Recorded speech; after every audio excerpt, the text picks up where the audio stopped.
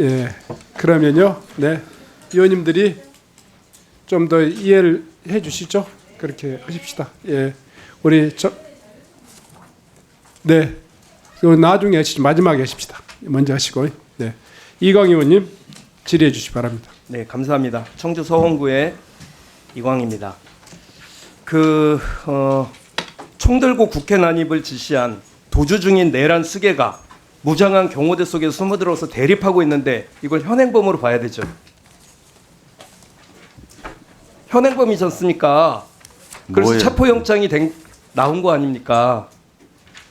출석 불응에 따라서 아니, 체포영장이 출석 나온 걸로 불응이 알고 아니라 있습니다. 국회 난입을 지시해서 계엄 상황을 현재까지의 상황을 지속시킨 내란 수괴가 숨어 있는데 그거를 체포하기 위해서 진행 중인 거 아닙니까? 네, 그런 거 다 포함해서 예, 그래서 체포영장이 나온 현행범이죠. 걸로 알고 있습니다. 예, 저는 현행범이라고 생각을 하고요.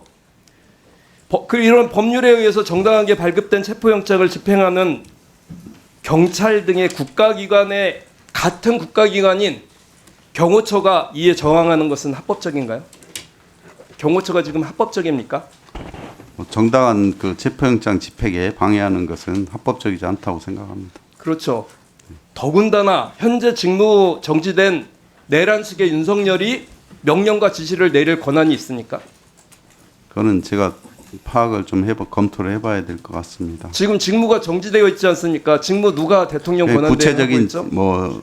직무 지시는 정지된 걸로 알고 있습니다. 다만 신변 안전에 대한 것은 좀 검토를 해야 될 것 같습니다. 지금 신변 안전에 대한 얘기하는 게 아니지 않습니까? 지시를 경호처에 내릴 수 있는 권한을 가지고 있는 사람이 누굽니까 지금? 지금은 대통령 권한대행이 권한대행이죠. 갖고 있는 걸로 알고 있습니다. 예, 그런데 지금 누구의 지시를 따르고 있죠, 경호처가?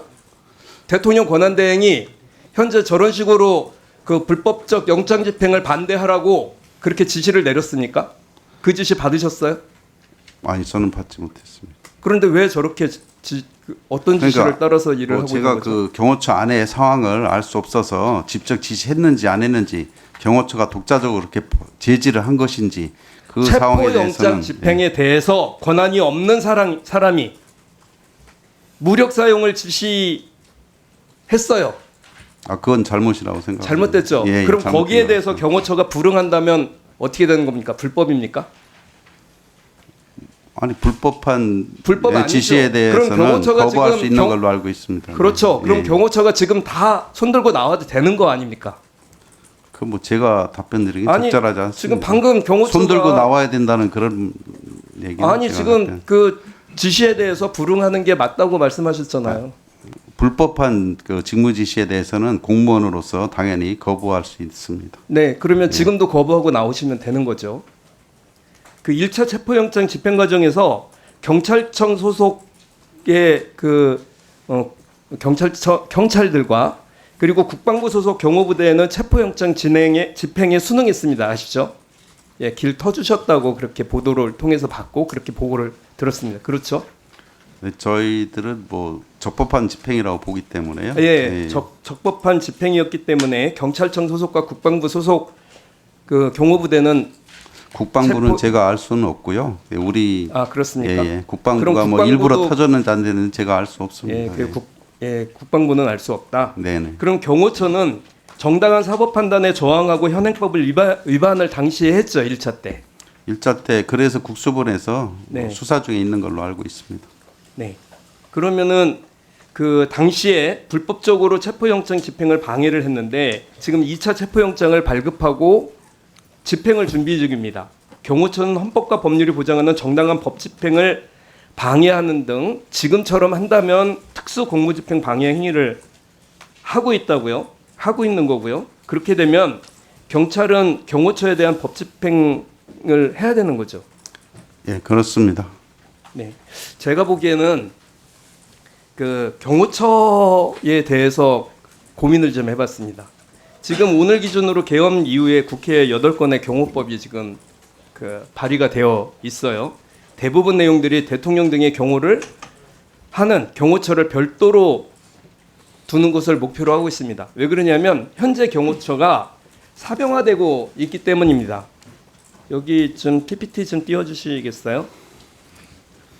지금 경호처는 1961년도에 국가재건 최고회의 의장 경호대를 통해서 창설이 됐던 사병화된 그런 역사를 가지고 있습니다. 그죠? 아직도 많은 사람들은 경호실장 하면 과거 군사정부의 차지철을 떠올립니다. 차지철이 뭐라고 그랬죠? 다음으로 좀 넘겨주세요. 캄보디아에서는 300만 명이나 희생시켰는데 우리는 100만, 200만 희생시키는 것 좀 문제 있겠습니까? 이에 대해서 당시의 통수권자가 사태가 더 악화되면 내가 직접 쏘라고 발포 명령을 내리겠다고 했었던 저건 사실이죠. 그런데 지금 경호처 관계자에 따르면 윤 대통령이 김성훈 차장 이하 상급 이상 간부들을 관저로 불러 격려하는 취지의 오찬 중에서 수사기관의 체포영장 집행 과정에서 무력 사용을 검토하라고 지시를 했습니다. 그게 저 말과 다를 게 있나요?